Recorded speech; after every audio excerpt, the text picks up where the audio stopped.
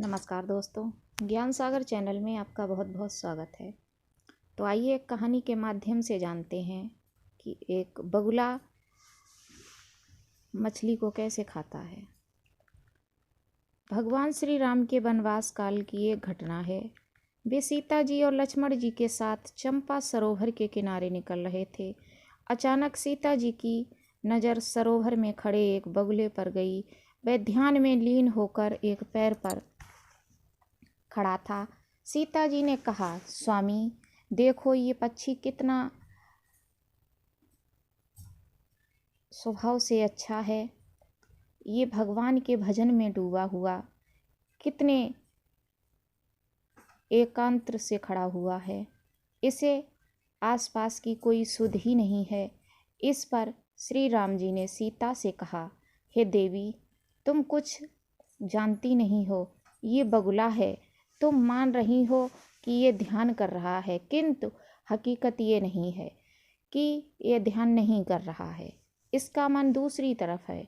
ये चुपचाप इसीलिए खड़ा है कि कोई मछली इसे ध्यान में देखकर इसके पास आ जाए और ये उसे हड़प ले। सीता जी ये सुनकर आश्चर्यचकित होकर सोचने लगीं, बाहर से इसका रंग कितना उज्जवल है, कितना सफ़ेद है, लेकिन भीतर से ये कितना काला है। हे प्रभु, मैंने ऐसी कल्पना भी नहीं की थी।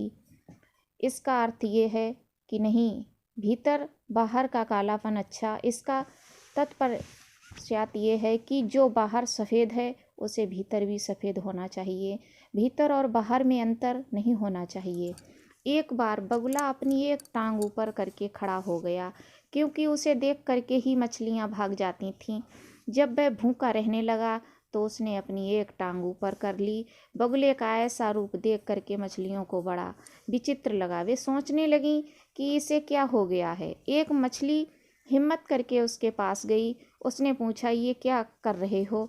तुम्हारे पैर को क्या हो गया है? बगुला बोला, मैं आज से साधु हो गया हूँ। मैंने मांस खाना छोड़ दिया है। मैंने अपने जीवन में बहुत से पाप किए हैं, इसीलिए मैं शेष जीवन तपस्या करके बिताना चाहता हूँ। उस मछली ने सारी बात सब मछलियों को बता दी। फिर भी मछलियों को डर रहा। ये बगुला है, ऐसा नहीं कर सकता है। वे जल में बगुले से दूर दूर ही रहती थीं। एक बार कुछ मछलियाँ एकांतरित होकर के बगुले की परीक्षा लेने के लिए उसके पास गईं। जैसे ही बगुले ने देखा मछलियाँ आ रही हैं, वैसे ही उसने तुरंत एक पैर ऊपर कर लिया और आंखें बंद कर लीं। मछलियों ने आकर देखा बगुला एक पैर पर खड़ा है और उसकी आंखें बंद हैं। मछलियाँ उसकी अच्छी तरह से परीक्षा लेनी चाहती थीं। वे बड़ी देर तक उसके पैरों के आसपास घूमती रहीं। बगुला था कि टस से मस्त तक नहीं हुआ। सारी मछलियों ने अच्छी तरह से ठोंक बजाकर उसकी परीक्षा ले ली। कहीं मछलियों ने तो बगुले के उस पैर पर अपनी ठोकरों से हिला हिला कर देखा, किंतु बगुला बिल्कुल शांत बना रहा।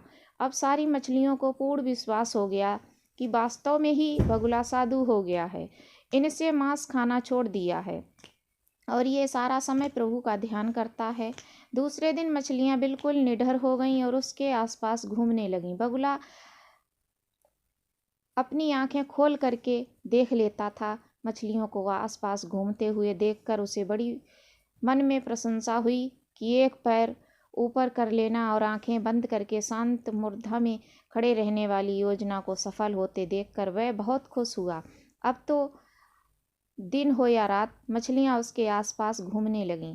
बस मौका लगते ही झट क्षण भर के लिए आंखें खोलकर सबसे पीछे वाली मछली को लंबी चोंच में पकड़कर निगलने लगा।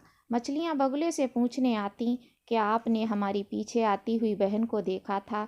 बगुले ने कहा, मुझे तुम्हारी सहेलियों से या किसी बहन से क्या लेना देना है। तो शाकाहारी हूँ, मैं तो शाकाहारी बन गया हूँ। आप उसे कहीं और खोजिए, उसका पता बतलाने में मैं असमर्थ हूँ। एक पैर पर खड़ा होना, आंखें बंद कर हिलना डुलना बिल्कुल नहीं, और रंग तो उसका सफ़ेद उज्जवल है ही। दिन रात मछलियाँ खाना और पूछने पर झूठ बोल देना। बस यही क्रम बगुले का चलता रहा। तन उज्ज्वल मन काला, ये रीति पतन की ओर ले जाती है।